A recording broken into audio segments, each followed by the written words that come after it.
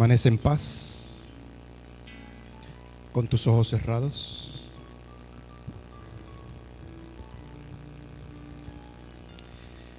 Y da gracias a Dios por este maravilloso día, domingo, día del Señor. Somos bendecidos, amados y queridos por Dios. Gracias, Dios, por este momento de paz, de quietud, de amor, de comprensión. Nos sentimos gozosos, alegres y dichosos. Y porque sabemos que es así, vamos a decir todos juntos: gracias, Dios. Gracias, Padre. Gracias, Maestro Jesús. Amén. Amén. Amén. Abrimos nuestros ojos. Gracias, Dios. Pues bien, amigos, hoy domingo. Hoy es el primer domingo de Cuaresma. Y ciertamente damos gracias a Dios por estar aquí hoy presente. Yo soy fortalecido por mi fe, oro, doy gracias por el Espíritu Crístico que se expresa en y a través de mi persona. Justo el miércoles pasado comenzó la temporada de Cuaresma, de manera que durante 46 días vamos a estar trabajando con lecciones de Cuaresma.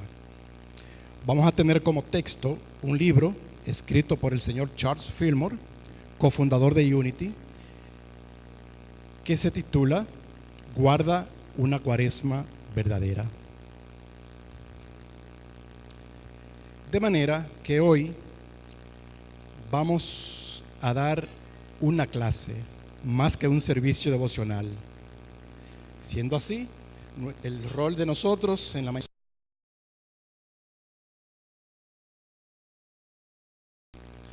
Más sin embargo, las palabras que hoy pondremos en manifestación están dirigidas a sus mentes, a sus corazones, para producir impacto en sus vidas. Y vamos a hacer un pequeño preámbulo de la Cuaresma, que le llamamos tiempo de preparación. Fíjense ustedes, la Cuaresma como tal no es algo bíblico. O sea, no está establecida en la Biblia como tal. Más sin embargo, la Cuaresma tiene una sólida base espiritual para celebrarla, para hacerla, para observarla. Y fíjense ustedes que personajes como Elías, Moisés, Jesús sentaron un precedente para lo que es la celebración hoy día de Cuaresma. Cada uno de ellos observó un periodo de 40 días de ayuno y de oración como preparación para una obra espiritual.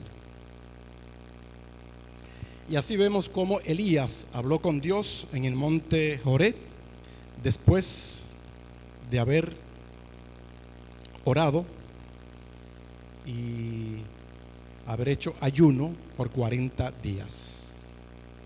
Lo mismo aconteció con Moisés, que recibió los 10 mandamientos en el monte de Sinaí.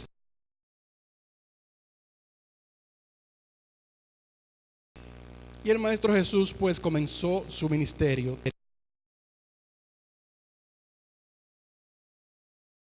en el desierto por 40 días.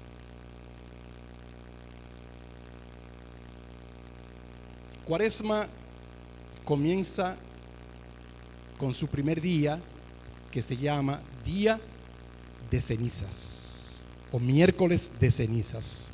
Y se llama así precisamente por las cenizas ceremoniales que se usan en ese evento, en ese primer día. Y simboliza la humildad de las personas o del ser humano.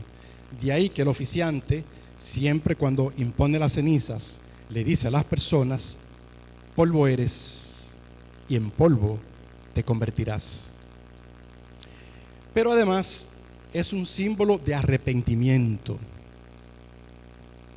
O sea, las cenizas son un símbolo de arrepentimiento y también un símbolo de negación. Es una manera de nosotros negar cosas.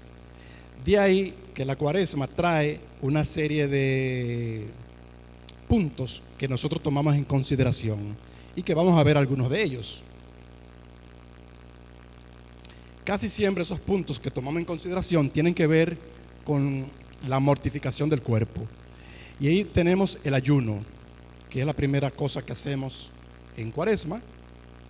Después del ayuno, también nosotros practicamos abstinencia,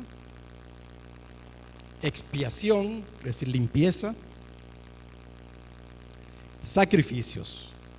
Los sacrificios los pudiéramos clasificar en 3 tipos de sacrificios. El silencio, que no es más que observar silencio por una cantidad determinada de días. Flagelación, que eso lo vamos a explicar en breve. Y cilicio. Pues resulta que la institución de la Cuaresma comenzó muy tempranamente en el cristianismo, apenas en el siglo II. Apenas en el siglo II. Pero no fue sino en el siglo IV cuando quedó instituida ya como algo formal, como algo de la iglesia. Entonces, para esa época o un siglo después, en el siglo V, surgió el monacato. El monacato fueron personas que se dirigieron al desierto, a la Tebaida, en Egipto, para fundar centros para practicar vida espiritual o vida de contemplación. Entonces allí tenemos que llegaron anacoretas, ermitaños, cenobios, eremitas, para llevar una vida contemplativa. Entonces, junto con esto, las personas o esas personas que se establecieron en el desierto comenzaron a practicar la flagelación. Esto es, que se hacía un pequeño látigo y con ello pues se daba en el cuerpo para producir mortificación al cuerpo, para producir dolor en el cuerpo. En la Biblia nos habla del cilicio. El cilicio era un tipo de vestido o de vestimenta que era incómoda y que lo usaban las personas también como medio de expiación bíblicamente. Además de incómoda, era bien fea, porque era como un sayón que usaban. Pero ya en el siglo V, estos elementos fueron cambiando y entonces el cilicio se convirtió en algo como esto, que es una pieza de metal con puyas, que las personas se lo ponían en los brazos, en los pies, para mortificar su cuerpo, como señal de entrega, como señal de su deseo de crecimiento espiritual. Entonces, en ese contexto, nosotros tenemos, ahí vemos una caverna, una cueva, donde fueron estas personas a vivir, a hacer allí vida de solitario. Y podemos ver que son diferentes cuevas en una roca cavada, y allí estos primeros cristianos fueron a vivir. Vivían una vida muy simple, prácticamente desnudo o cubierto con muy poca cosa, comiendo con alguna hogaza de pan, solamente viviendo de oración, meditación y silencio. Hay muchas historias de muchos de estos personajes.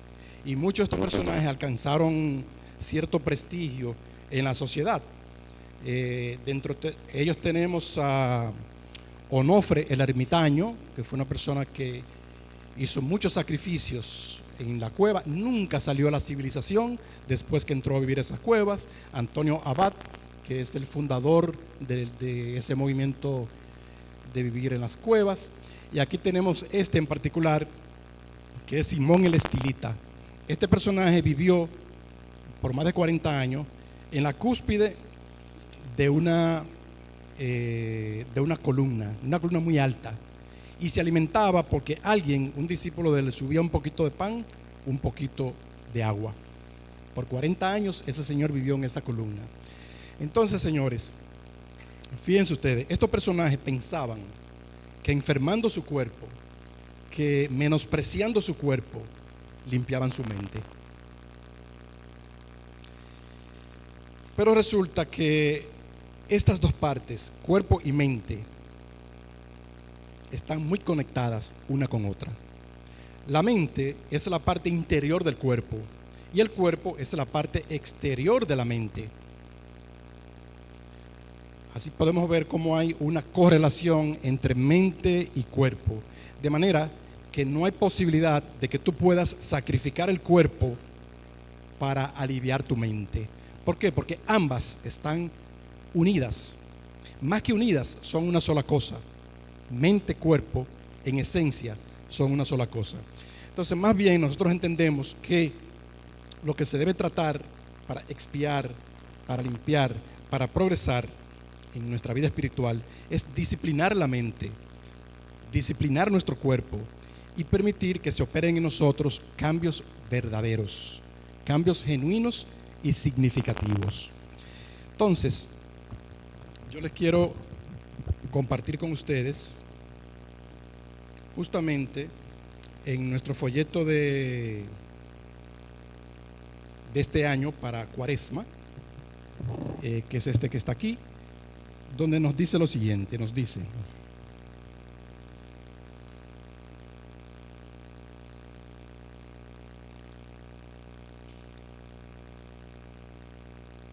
lo importante es ayuno de juzgar a otros, ayuno del énfasis en las diferencias, ayuno de la oscuridad aparente, ayuno de los pensamientos de enfermedad, ayuno de las palabras que contaminan, ayuno del descontento, ayuno de la ira, ayuno del pesimismo, ayuno de la preocupación, ayuno de las quejas, ayuno de lo negativo, ayuno de la hostilidad, ayuno de la amargura, ayuno de la preocupación por sí mismo, ayuno de la ansiedad, ayuno del desaliento, ayuno de los hechos que deprimen, ayuno de la sospecha, ayuno de las sombras de la aflicción y ayuno de los problemas que abruman. Entonces, amigo, aquí podemos ver cómo realmente es mucho más productivo para nosotros hacer ese tipo de ayuno, no el ayuno físico de carencia de alimentos, sino el ayuno cuando nosotros dejamos de hacer cosas en pos o en favor para nuestro crecimiento. ¿Ok? De manera que para nosotros lo que hicieron estas personas, que en su momento estuvo bien, ese es el camino largo para llegar a la espiritualidad, pero hay un camino corto que es el camino a través de la fe consciente, la fe positiva, la fe que es en nosotros realmente.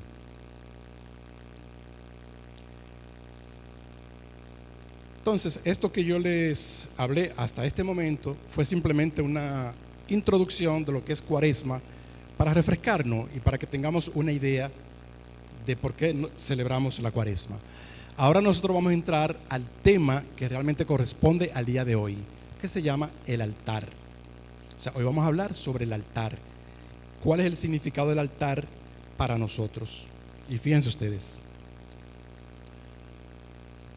En Inglaterra existe un monumento que se llama Stonehenge, que sé que muchos de ustedes lo conocen. Son unas piedras gigantes, extraordinarias, y que están ordenadas en forma de círculo. Esas piedras resulta que al día de hoy no se sabe si eso funcionó como un observatorio astronómico, o si eso fue un monumento funerario. Tampoco se sabe si fue un lugar de sacrificio, para hacer sacrificios. Pero de todas maneras, cualquiera de ellas que sea la causa de la construcción de ese monumento, lo que sí sabemos es que era un altar. Este monumento fue construido por una civilización que no se sabe quién fue, porque aún no tenían escritura, y perteneció al periodo de la prehistoria llamado Neolítico. De manera que las personas que hicieron esto no sabían leer, no conocían los metales, no conocían el fuego. Más sin embargo, fíjense ustedes que ya estas personas estaban inquietas en saber sobre temas como la relación del hombre con lo que veía ahí arriba en la noche, con las estrellas, con los planetas, o rendían tributo a las personas que partían, que se iban, que morían, y que ellos no entendían realmente ese fenómeno, no sabían qué pasaba. Y por eso pues las personas que morían, ellos le hacían algún tipo de tributo. Y por último, ¿qué significa esto? Llevar algo a la presencia de quién, a la presencia de Dios, a la presencia de la creación, por así decirlo. Los primeros altares fueron de piedra, porque era el elemento que ellos conocían. Y fíjense ustedes, este es un altar que se encuentra en Guatemala. Y ustedes pueden ver aquí cómo está grabado y tiene aquí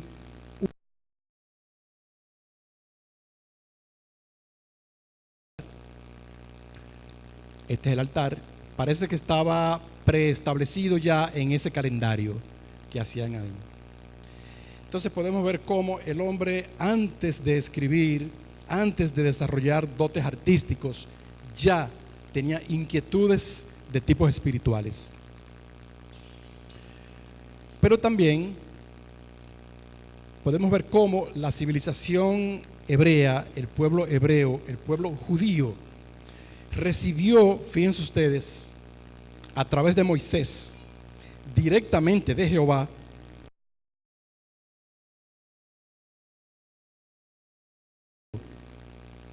que era precisamente para la adoración. Este tabernáculo tenía la facilidad de que era desmontable.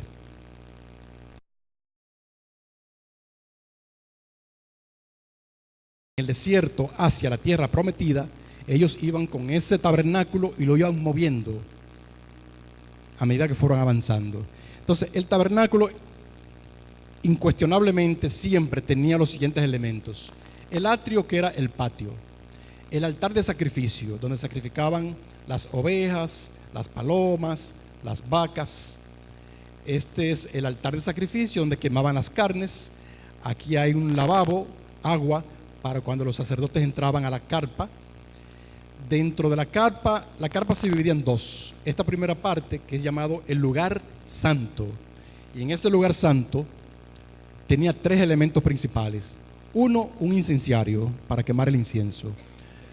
Dos, tenía el lugar, el candelabro, que es llamado minorá, un candelabro de 7 piezas.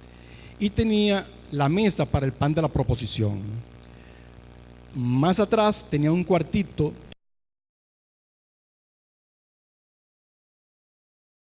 santísimo, o el Sanctum Sanctorum. Ahí en el Sanctum Sanctorum solamente estaba el Arca de la Alianza. Dentro del Arca de la Alianza habían 3 elementos que guardaban allí como símbolo sagrado del pueblo hebreo. Y esos 3 elementos eran: 1, el bastón de Aarón; 2, las tablas de la ley que recibió Moisés; y 3, en un cofre de oro tenían muestras del maná. Entonces, el tabernáculo representaba, ¿qué cosa? La presencia de Dios. Y se dice que el tabernáculo, específicamente en el arca de la alianza, el arca tenía 2 querubines, y encima de esos 2 querubines había unas nubes, y esas nubes era la presencia de Dios. Y allí solamente podía entrar el sumo sacerdote una vez al año a hacer una celebración de expiación en la fiesta del perdón, que es lo que los judíos llaman la fiesta de Yom Kippur. Más adelante, Salomón construye su templo. El templo tiene las mismas características que el tabernáculo, solamente que esta es una obra monumental en la cual pues Salomón utilizó los mejores arquitectos, las mejores herramientas, las mejores, las mejores maderas, las más finas, todo cubierto en oro, pero siempre las mismas partes. El lugar santo, el lugar santísimo, el lugar para la expiación de los animales que sacrificaban, el agua para los sacerdotes lavarse las manos, y así vemos porque esto era una réplica de lo que era el tabernáculo, porque tan pronto ellos llegaron a la tierra prometida ya no tenían necesidad de tener una carpa. Entonces por eso Salomón construye el templo. Pero fíjense ustedes, amigos, que también existen altares hechos también por el hombre para honrar la memoria, la figura de personas que la sociedad considera importantes. Y nosotros en nuestro país tenemos un altar que se llama el altar de la patria. Y en el altar de la patria allí reposan nuestros patricios, Duarte, Sánchez y Mella. Es una manera de brindarle tributo a estos tres ilustres dominicanos. Sin embargo, señores, hasta ahora nosotros hemos hablado del altar externo, del altar físico, del altar que se va a hacer un sacrificio para Dios o para la deidad. Entonces ahora vamos a entrar a lo que es el altar de nuestra mente, al altar que mora en nosotros. Y para ello vamos pues a fundamentarnos en los escritos de Charles Fillmore, que es nuestro cofundador. Y ahora pues vamos a pedirle a nuestra querida Altagracia que nos lea esta primera cita de Charles Fillmore, donde él nos define el altar. El altar. El altar representa un centro fijo y definido en la conciencia del hombre. Es un lugar en nosotros donde encontramos al Señor cara a cara y estamos dispuestos a renunciar a nuestros pecados, renunciar a lo más bajo por lo más alto, lo personal por lo impersonal, lo humano por lo divino. Amén. Fíjense ustedes, amigos, cómo el altar que propone el señor Charles Fillmore ya es un lugar definido, porque se encuentra en la conciencia del hombre. Está en la conciencia. Además de que es un lugar donde nosotros encontramos al Señor cara a cara. Sabemos que esto es una metáfora, sabemos que esto es poesía, decir encontrar al Señor cara a cara, y donde nosotros estamos dispuestos a renunciar a nuestros pecados, renunciar a lo más bajo por lo más alto. Fíjense ustedes, amigos, que esto es precisamente lo que hacían aquellos cristianos primitivos cuando se iban a las cuevas a vivir. Solamente que ellos lo hacían desde lo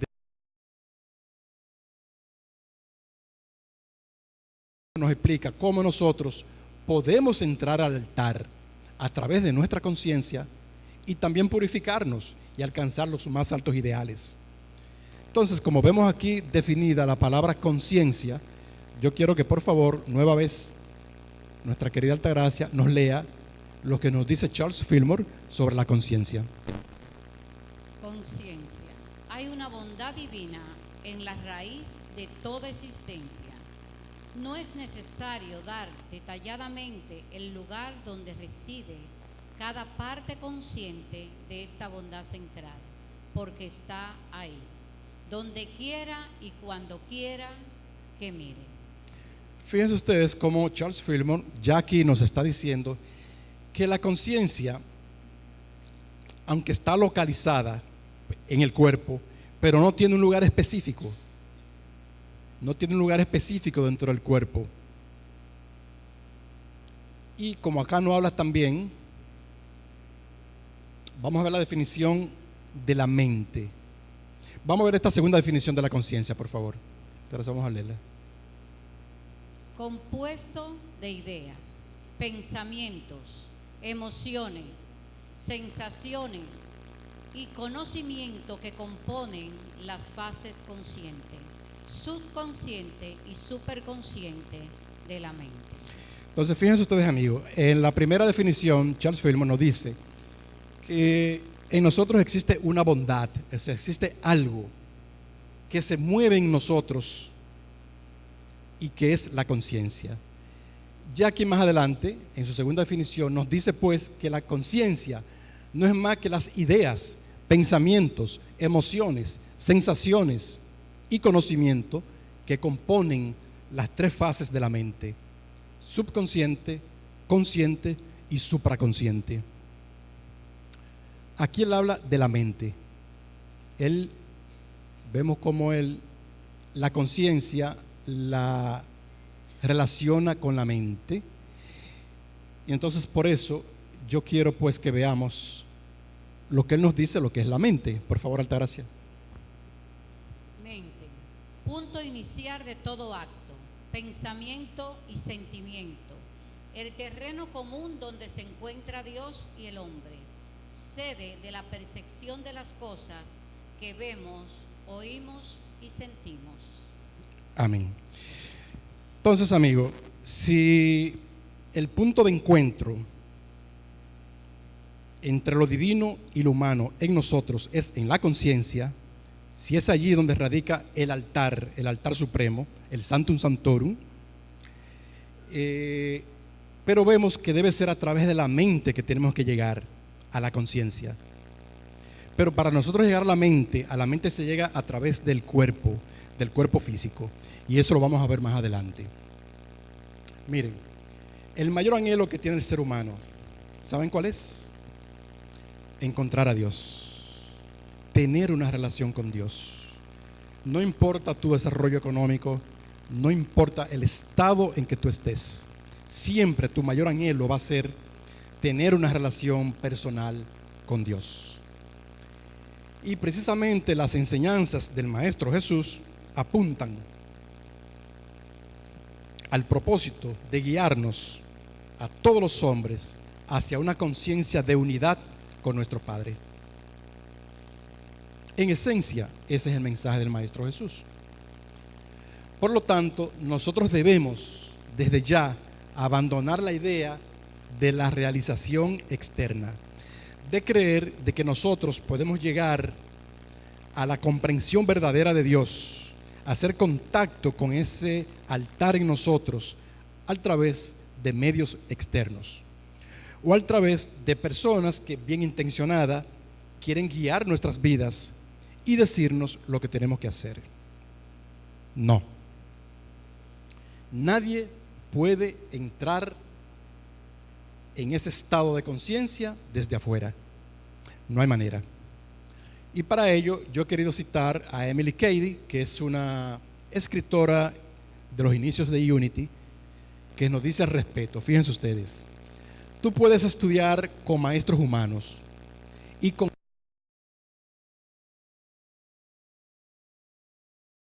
del juicio final. Puedes obtener toda la sabiduría, teología de las épocas, puedes comprender intelectualmente todas las declaraciones de la verdad y ser capaz inclusive de recitar fórmulas sanadoras con tanta fluidez como fluye el aceite. Pero hasta que no haya una revelación interior definitiva de la realidad del Cristo morador, mediante el cual recibes vida, salud, paz, poder, todas las cosas, todavía no has entrado en la comunión íntima con Dios. Y dice ella, continúa, eso que Dios te dirá y hará por medio de ti es un gran secreto que ningún hombre podrá sobre la faz de la tierra conocer, ni conocerá jamás, a excepción de ti mismo, como te lo revela el Espíritu que está en ti. De manera que hay una comunión directa entre tú y tu Dios, que solamente concierne a ti, a mí, a mi Dios. El secreto que Él me dice no te es revelado a ti. ni el tuyo a mí, sino que cada hombre debe tratar directamente con el Padre a través del Hijo dentro de sí mismo. Aquí termina la cita de Emily Cady. Entonces podemos ver cómo claramente esta doctora explica cuál es y cuál debe ser nuestra relación con Dios. Debe ser una relación directa, sin intermediarios, sincera. Y allí se nos va a revelar el altar en nosotros. Entonces, ahora amigos, yo les voy a invitar pues a que nos conectemos con ese altar en nosotros. Gracias, Dios.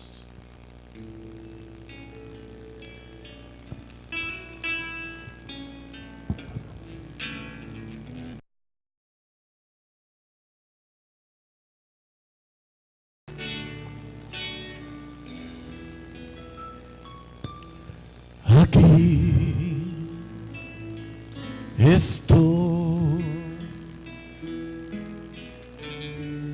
te ofrezco todo lo que soy. Aquí estoy, un sacrificio quiero ser.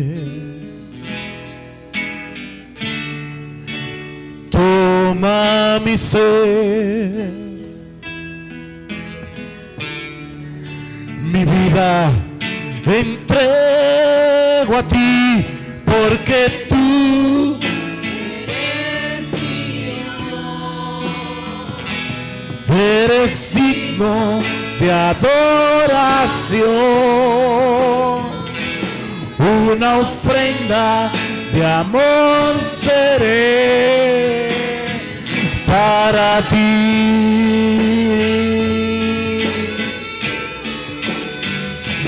porque tú eres mi Dios, eres digno de adoración, una ofrenda de amor seré para ti, oh sí.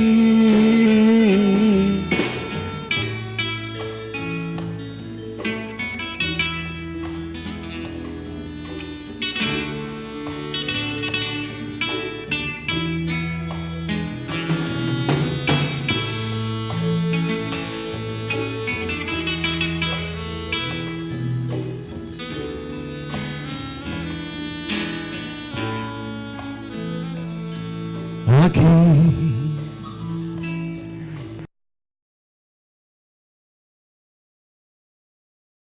te ofrezco todo lo que soy. Aquí estoy, un sacrificio quiero ser. Toma mi ser, mi vida la entrego a ti, porque tú eres mi Dios, eres digno de adoración, una ofrenda de amor seré para ti,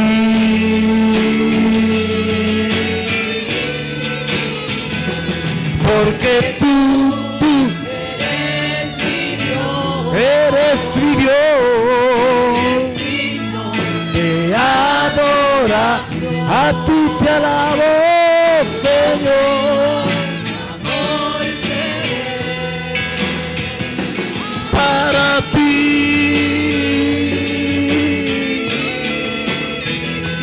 porque tú eres mi Dios,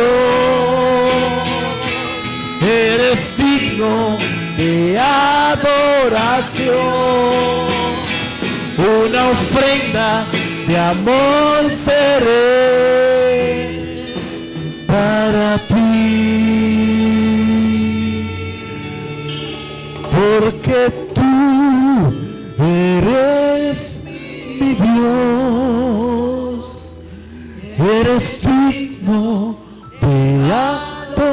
adoración, una ofrenda de amor para ti una ofrenda. Gracias Dios, gracias Dios.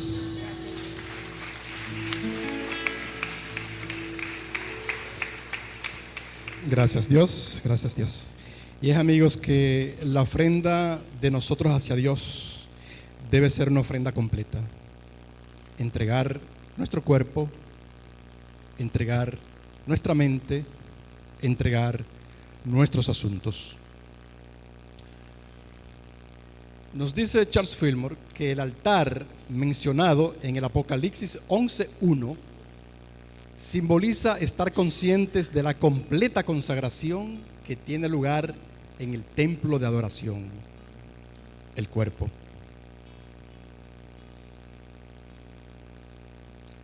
Y nos dice, citando a Romanos 12:1, presentad vuestros cuerpos en sacrificio vivo, santo, aceptable a Dios, que es vuestro servicio espiritual.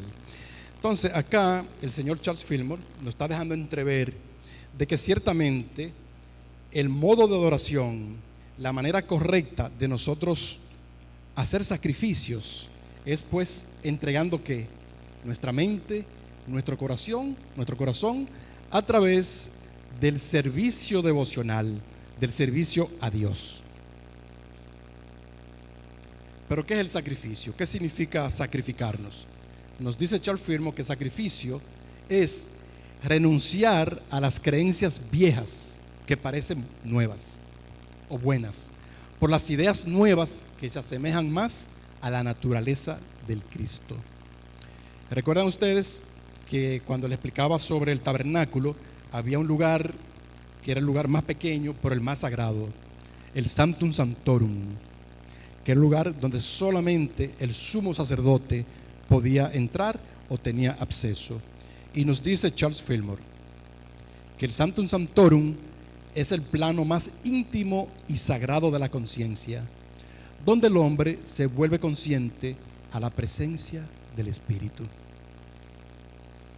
¿Qué quiere decir esto, amigos? Fíjense ustedes, el cuerpo y la mente están unidos, y están unidos a través de un puente. ¿Y saben ustedes cuál es ese puente? La respiración.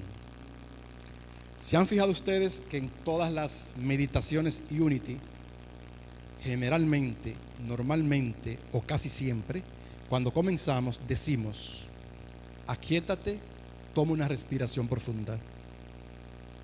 Y en la medida en que la meditación avanza, seguimos invitando a las personas a que tomen meditaciones. Nueva vez, toma una respiración, aquíétate, expira, aspira. ¿Por qué hacemos nosotros esto? Porque la respiración es ese puente. Y esto sí que ustedes lo saben, por experiencia propia, que cuando el puente se rompe, termina la vida. Es decir, morimos. Nosotros podemos morir por diferentes enfermedades, pero la causa última de la muerte es cuando dejamos de respirar. Entonces, ¿por qué? Porque ha habido una ruptura entre cuerpo y mente. Y ya ahí terminó. Ok, entonces fíjense ustedes la importancia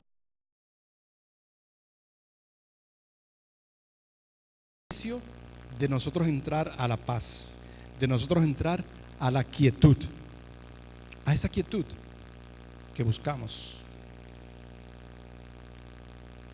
Tu mente y tu cuerpo no son dos entidades. Esas son de las cosas que a nosotros se nos ha dicho por mucho tiempo y lo tenemos ya grabado en nuestra conciencia colectiva.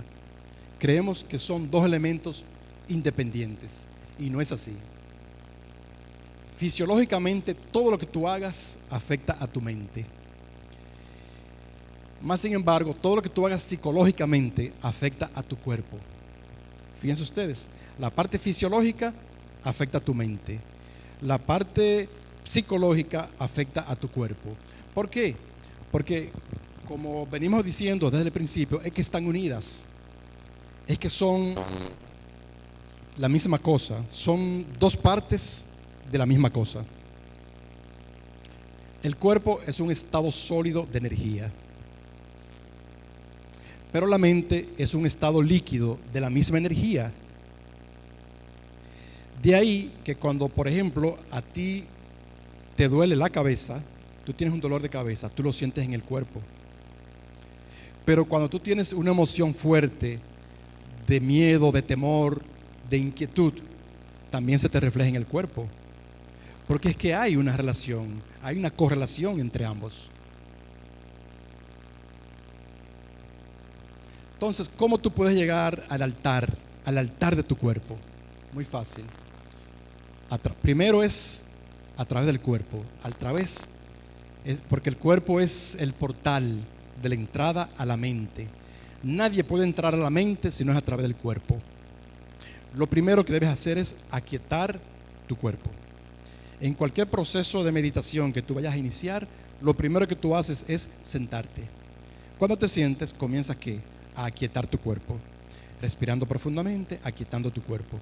En la medida en que tu cuerpo te aquietes, entonces ya tú estás preparado para aquietar la mente. Pero nunca intentes aquietar la mente cuando el cuerpo está desequilibrado, porque no lo vas a lograr. No hay manera de tú tranquilizar la mente si el cuerpo está efervescente, ¿ok? Con efervescencia. Por ser materia tangible, el cuerpo es fácil de manipular. Y cuando ya tú manipulas el cuerpo, la mente se deja llevar con cierta facilidad. Y así tú puedes sacar de ti todas esas cosas que por tanto tiempo han estado ancladas, que te producen inquietud, te producen temor, te producen cosas no deseables. No deberíamos estar contra el cuerpo. El cuerpo es nuestro amigo. El cuerpo es sagrado. El cuerpo es un regalo de Dios. Es el hogar del Espíritu Santo. Es el lugar sagrado de nosotros. Entonces, dentro de la práctica de Cuaresma, es importante que tú cuides tu cuerpo, no que lo maltrates con ayuno,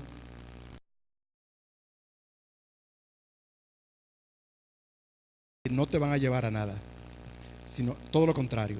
Honra tu cuerpo, ora por tu cuerpo, pídele perdón a tu cuerpo, a las partes de tu cuerpo, ora con él, hazlo tu amigo y tú verás que definitivamente va a haber un cambio en tu vida.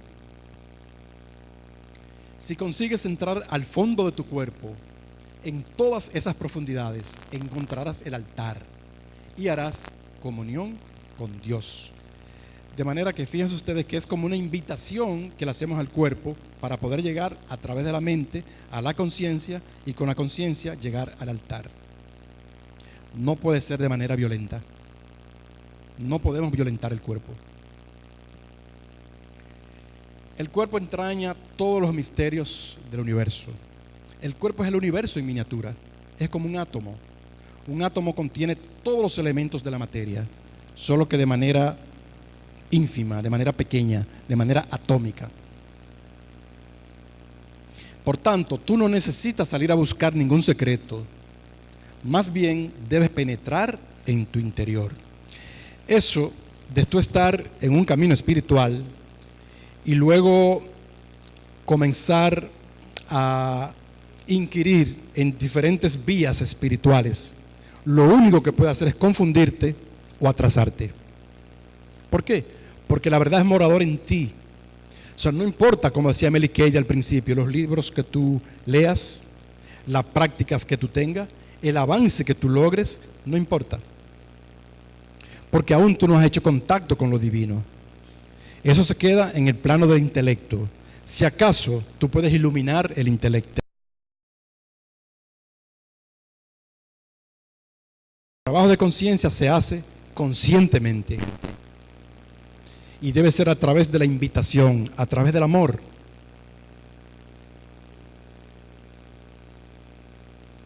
Dentro del misterio del cuerpo se halla el verdadero santuario de la conciencia, que es el altar. Una vez que llegues a develar tu santuario, tu ser, significa que has completado tu proceso de regeneración y has encontrado la llave de lo divino. Entonces allí sí ya tú puedes hacer comunión con lo divino en ti. Vamos a escuchar una canción que nos va a hacer entender estas verdades. Hacemos hoy.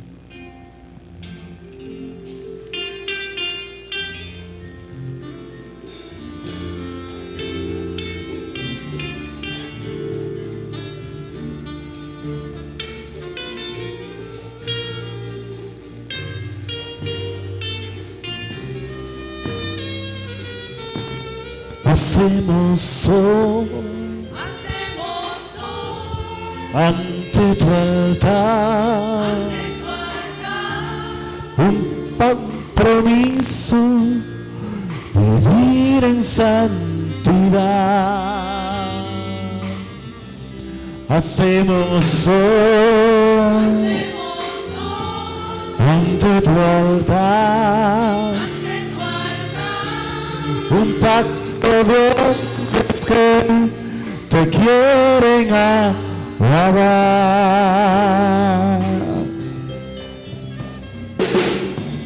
Con manos limpias, corazón puro para ti.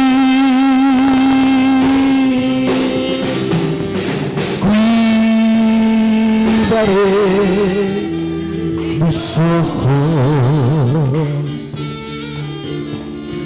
cuidaré mis manos, cuidaré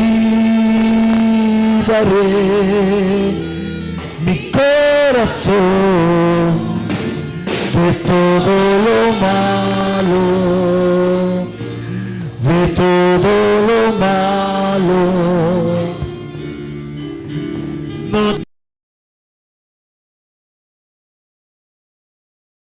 nada.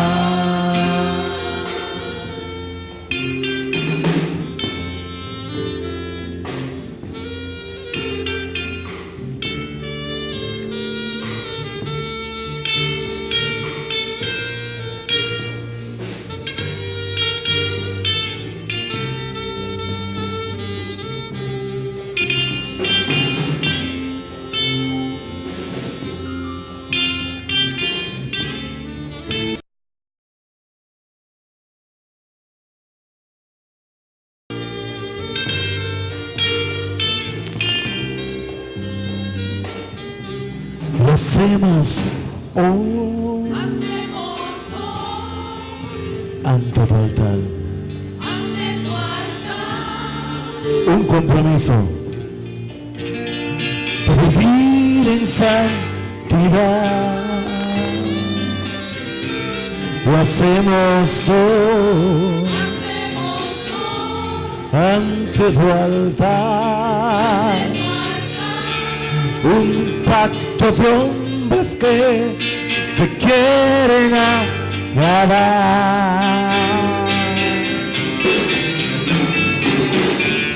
Con manos limpias, corazón puro para ti.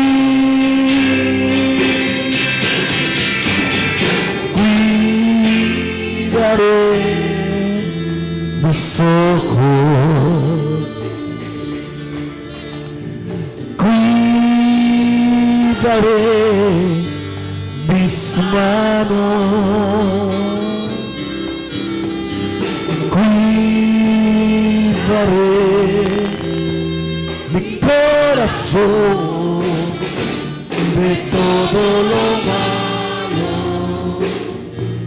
de todo lo malo. Y no te quiero fallar jamás. No te quiero fallar jamás. te quiero.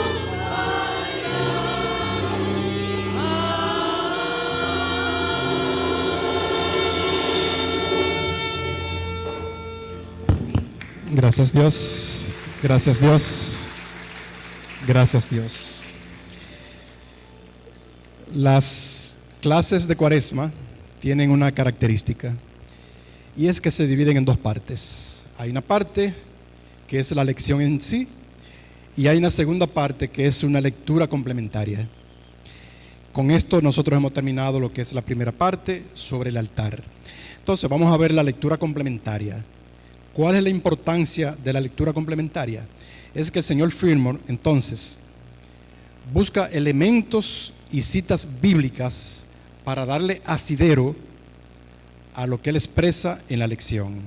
Entonces, básicamente, la lectura complementaria tiene que ver con la historia de la Biblia reflejada en nosotros mismos para encontrar esas verdades que estamos estudiando. En este caso, el altar. Entonces, lectura complementaria. La lectura complementaria de la clase de hoy comienza el señor Fillmore hablando del reconocimiento de Isaac. Isaac, que es el yo soy espiritualmente, reconoció que nuestra unidad con la totalidad. O sea, él se dio cuenta que todo es uno. Por eso él bendijo a sus dos hijos, tanto a Jacob como a Esaú. Independientemente de que Jacob había comprado la primogenitura a Esaú, de todas maneras él bendijo a sus dos hijos. Y esos dos hijos, Jacob y Esaú, pues son parte integrales de nosotros. ¿Por qué? Porque representan la mente y el cuerpo en nosotros. Entonces, fíjense ustedes cómo Esaú, que es el yo soy, un tipo crístico, está bendiciendo ambas partes. Bendice el cuerpo y bendice la mente. Vemos así como ciertamente lo que hemos venido explicando, que no hay motivos, no hay razones para nosotros en Cuaresma ni en ninguna otra época mortificar el cuerpo. Todo lo contrario, debemos amar el cuerpo, reconocerlo como el receptáculo de nuestro ser divino. Nuestro cuerpo es divino, es sagrado y debemos pues honrarlo y debemos inclusive hacerlo su amigo, conversar con el cuerpo. ¿Te duele una parte del cuerpo? Habla con esa parte, inclusive pídele perdón. Fue lo que hizo la señora Myrtle Fillmore, la cofundadora de Unity. A raíz de la tropelía que Jacob le hizo a Esaú,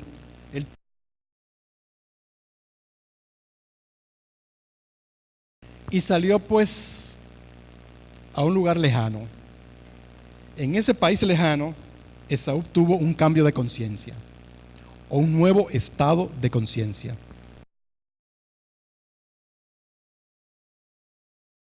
Pero la conciencia material. Fue despertado espiritualmente a un plano superior de pensamiento. ¿Y cómo sucedió esto? A través de un sueño.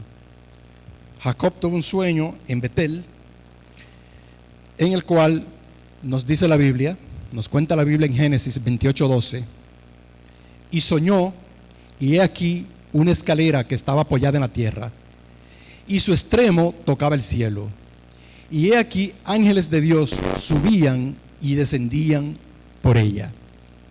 Si ustedes son curiosos, se encuentran acá con un detalle. Dice que los ángeles de Dios subían y bajaban. O sea que esos ángeles de Dios estaban en la tierra. Y son nuestros pensamientos, nuestras ideas divinas. Estaban en la tierra y subían y bajaban. Y Jacob despertó de su sueño y dijo: ciertamente Jehová estaba en este lugar y yo no lo sabía. Esto guarda o implica una gran importancia porque es la primera vez que se reconoce la omnipresencia de Dios. Fíjense ustedes que en el tabernáculo, como les expliqué al principio, ¿en qué consistía? En un lugar donde estaba la presencia de Dios, O sea, el pueblo judío entendía que en el tabernáculo vivía Dios, residía Dios, en el Sanctum Sanctorum. Más sin embargo, Jacob, 500, 800 años antes, se dio cuenta de la omnipresencia de Dios, de que Dios moraba en todos los lugares, de que Dios estaba en la piedra, en los ríos, en todos los sitios. Y por eso Dios, Jacob, en ese momento, al darse cuenta de ello, pues hizo lo siguiente.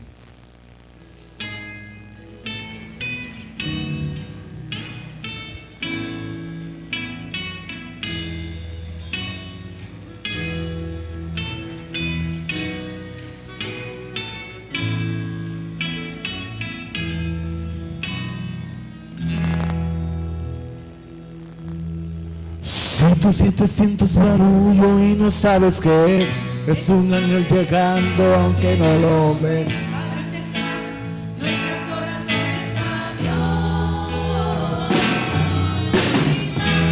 Abre el corazón y comienza a cantar, que no hay gozo más grande que la paz celestial, y los ángeles ya tienen a celebrar.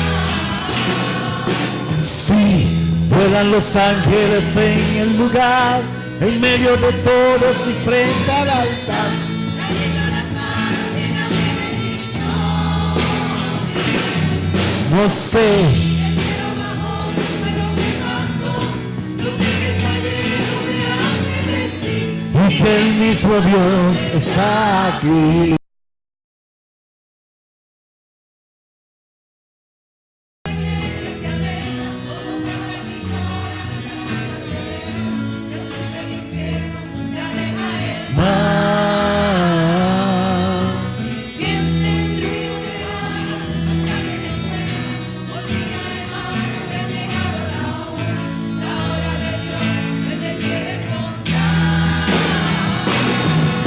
Sí, vuelan los ángeles en el lugar, en medio de todos y frente al altar, trayendo todas sus bendiciones. No sé qué fue lo que pasó, y que el mismo Dios está aquí.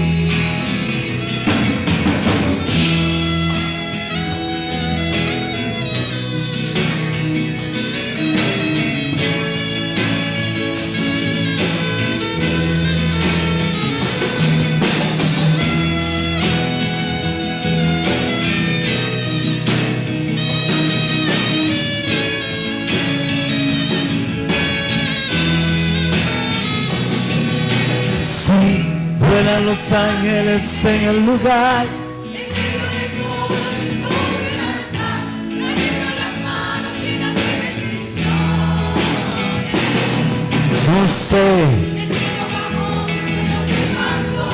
Yo sé que está lleno de ángeles, y que el mismo Dios está aquí. Sí, vuelan los ángeles en el lugar, en medio de todos y sobre el altar, trayendo las manos. llenas de bendiciones. No sé, El cielo bajó, ¿qué fue lo que pasó? yo sé que está lleno de ángeles, Y que el mismo Dios está aquí. Sí, vuelan los ángeles en el lugar, en medio de todos y frente al altar, trayendo las manos llenas de bendiciones. No sé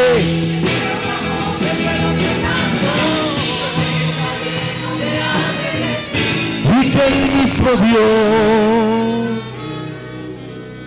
mismo Dios está aquí.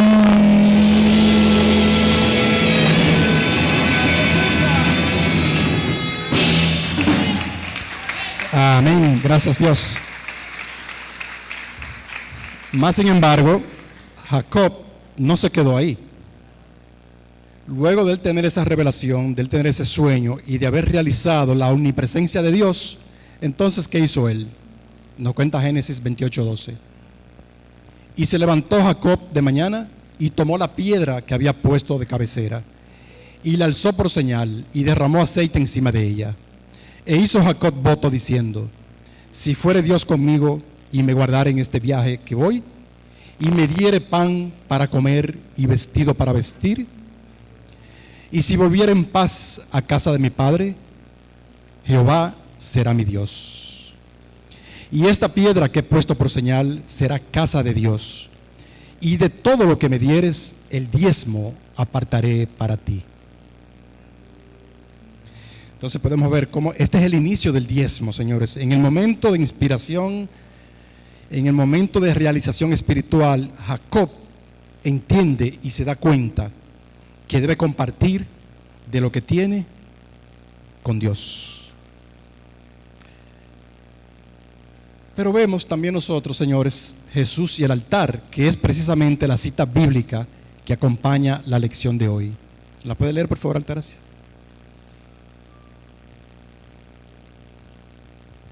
Mateo 5, 21, 26. Oísteis que fue dicho a los antiguos: no matarás, y cualquiera que matare será culpable de juicio.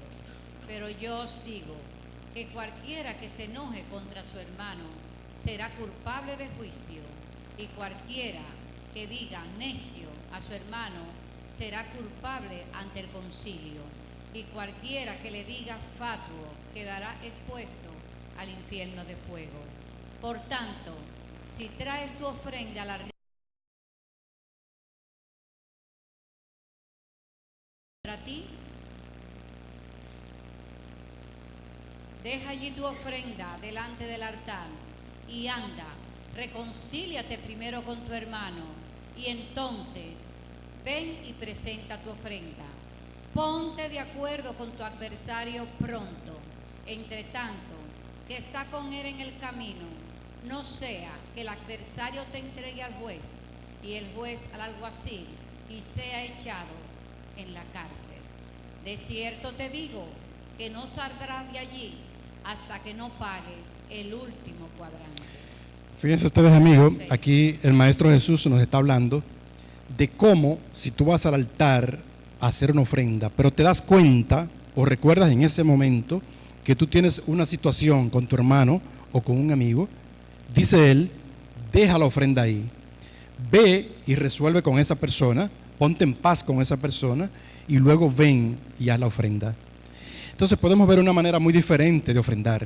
O sea, para el Maestro Jesús, ofrendar no era simplemente llevar un animalito o llevar un poco de producto agrícola, sino más que eso, era tu limpieza mental, era tu paz mental. Entonces es una manera completamente diferente de ver y analizar las ofrendas. Y eso me recuerda cuando en una ocasión, para las Pascuas, cuando él subió a Jerusalén y vio allí este espectáculo en el templo de los venduteros, los cambistas, donde estaban los bueyes, las vacas, las palomas. Él se enfadó, inclusive construyó un instrumento para ello, un látigo, y le dio con el látigo a las personas y tumbó las mesas lleno de ira, diciendo que estaban mancillando la casa de su padre. ¿Y qué era lo que hacían estas personas? Ofreciendo la facilidad para hacer los sacrificios, pero él no entendía eso como sacrificio, sino más bien como una ofensa. ¿Bien? ¿Y qué nos dice Pablo sobre el altar? Fíjense ustedes, Pablo en una ocasión fue invitado, o él fue a predicar a Atenas. Atenas era el centro de la cultura en el mundo en ese momento. Estaban en apogeo los filósofos, y Pablo fue a predicar. El pueblo se enteró de que Pablo estaba allí, un extraño, un extranjero, hablando sobre un Dios, y lo invitaron al Areópago para que él dijera o se defendiera sobre lo que él decía. Él fue allí al Areópago. El Areópago es como, sería como el lugar donde se hacen las leyes, allá en Atenas. Entonces él fue al lugar y él comenzó su discurso diciendo: señores, yo anduve toda la mañana caminando por acá por la ciudad y me di cuenta de que ustedes son gente muy, muy creyentes, y eso yo lo alabo y yo lo admiro en ustedes. Más sin embargo, yo allí vi una escultura en particular que me llamó mucho la atención, dedicada al Dios no conocido. Y a ese Dios no conocido, de ese es de quien yo le hablo, de ese Dios desconocido, que es el que ustedes adoran sin saber quién es. Entonces podemos ver cómo Pablo era una persona sumamente inteligente, cómo pudo salir de la situación con un argumento bien sólido, bien fuerte.